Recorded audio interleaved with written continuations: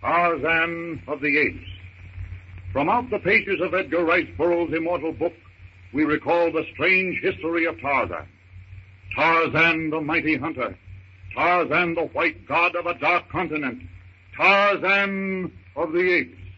You're mad, John. You're mad.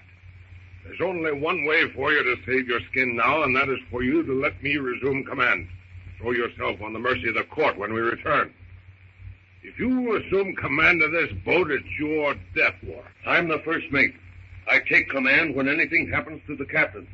Isn't that right? When anything happens to the captain, yes. It will. Well, get down to it, John. Get down to it. What do you want? What do you think, Professor Porter? I really wouldn't know, Mr. Young. I have never made a study of shipwrecks. No, but you've made a study of old maps. Where is it? Unfortunately, I don't know what you're talking about. Stow that. Where is it? If you will tell me what you are looking for, then perhaps I might not prove so obtuse. Listen, you old fool. I'm talking about that chart.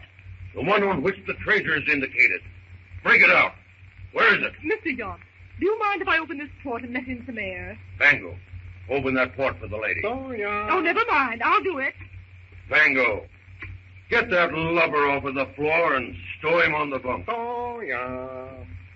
Mr. Clayton seems to be taking quite a nap. He isn't dead. No, he's all right. Well, Yount, what's your procedure? Porter, where's that chart? Really, You don't know, huh? I haven't the slightest conception what you're talking about. Bad memory, eh? Well, there's a cure for that. An old Chinese cure. Gates, Tango, get the professor below. We'll try the water cure for his memory. Aye, sir. Come on here, Governor. Come Come on now, push your... Now, come on here. Daddy! Here, Yount. You wouldn't resort to torture. No?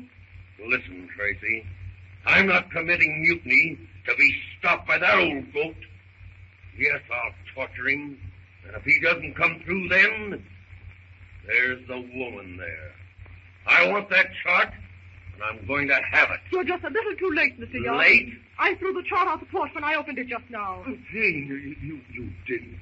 Why, that chart might have opened a new vista of history. I'm sorry, Father, but... Oh, you threw it out of the port, did you? Well, young lady, I think you're lying. And for your sake, you'd better be. I'm going to search your stateroom. And if I don't find it... Gates, you and Fango keep watch here. Skipper, I would suggest, John, that you drop anchor. You're coming in pretty close. The coastal curve is very gradual on the African west coast. I'll run the boat, Tracy. I see you will. Aground. And another thing. If I don't find that chart in your stateroom, I'm going to give you exactly a half an hour to produce it, Porter. And then your daughter will wish you had. You swine! We're in a quandary, I'd say. What would you suggest doing, Captain? John isn't bluffing. The best thing is to give him the chart he's talking about. Because if we don't, John will make good his threats. Where is the chart, my dear? Be careful that these men don't overhear. I told the truth, Father. I did throw it overboard. You mean the chart is gone? Why, yes. Will it make any difference? Any difference? All the difference in the world. You'll never get John to believe that you threw it out that port. He'll think you're trying to keep it from him. He'll try to make you tell by every way his devilish mind can think of. Oh, Jane, you shouldn't have done that. There's no way to get it back now. There might be. How? You know that small jade green bottle that contained poison, Captain? The one you told me to take out of your drawer? Yes? Well, I poured the contents of that out. I rolled the chart up and put it in the bottle before I threw it out the port. It might have washed ashore. It has a good chance of it. The current in the cove swings up against the beach now. Good. The loss of that chart would seriously affect the opportunity of finding vast treasure. The loss of that chart means more than that, Professor Porter. It will mean the loss of all our lives. We've got to find that chart. We have to find it, that's all. And if we don't? It will be unfortunate that Miss Porter emptied the contents of that bottle. Meanwhile, Yount, the mutinous first mate, has searched every inch of the passengers' cabins, ripping open mattresses, scattering the contents of their luggage, but to no avail. He cannot find the chart. Yount has risked much to get the chart. He leaves the wreckage of the last cabin. He will have that chart. He'll resort to the terrible torture used many years ago on the China Seas, the water cure, where the victim has water forced down his throat until his eyes protrude and his stomach distends, until the intense pressure inside his body bursts his heart. Anything to get that chart. Gaining the deck, Yount notices that the boat is well into the harbor. He orders the anchors dropped and the engines cut. Then, with a fiendish, dreadful glint of purpose making his eyes inhumanly cruel, he makes for the salon. He rips open the door. Tango, go below. Bring 4 men topside, with buckets and lots of water. See here, Yount. You're making a mistake. That chart did go out the port. I don't believe it. They're all lying. But when I get through with you, you'll be begging to tell the truth. Begging. Don't be a fool, Yount. We know what you're planning to do. Listen. Miss Porter threw that chart out the port. Before she did, she put it in a jade green bottle. The current in this cove will wash that bottle up on the beach. Let me and one of your men go ashore and look for it. To find it's our only chance of saving our skins. Yount, convinced that Captain Tracy is telling the truth, finally agrees that the captain shall go ashore with 2 of his men to look for the bottle on the beach. But before Captain Tracy leaves, Yount takes the 2 men who are to accompany him outside the cabin and talks to them. Gates, you and Fango go ashore with Tracy. He's looking for a jade green bottle that's washed ashore. Aye, sir. And when you come back alone. Understand? I understand, sir. We'll stick the blighter.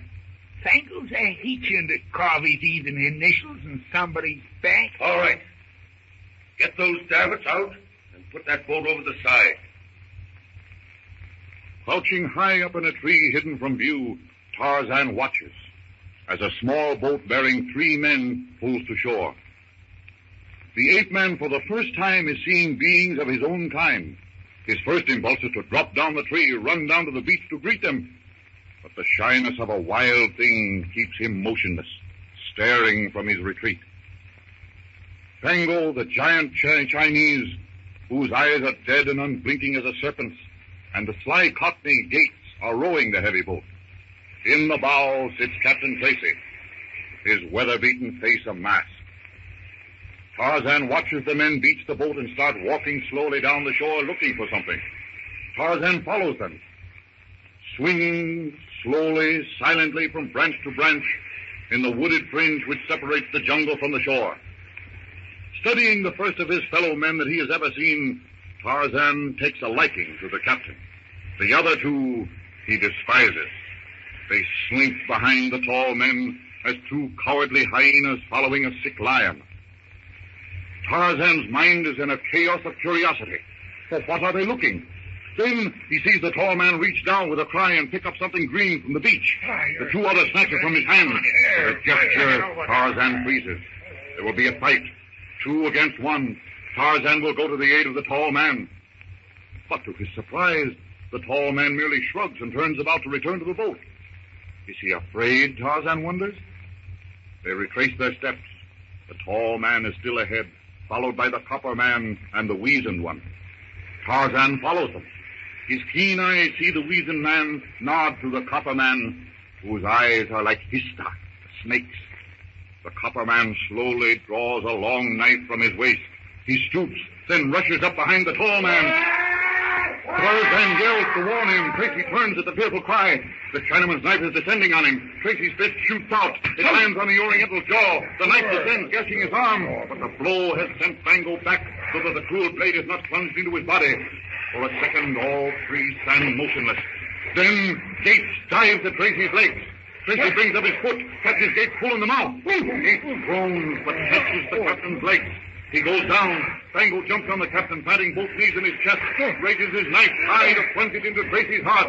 Tarzan drops from the tree, dashes down the beach toward the fighting men. The knife flashes downward.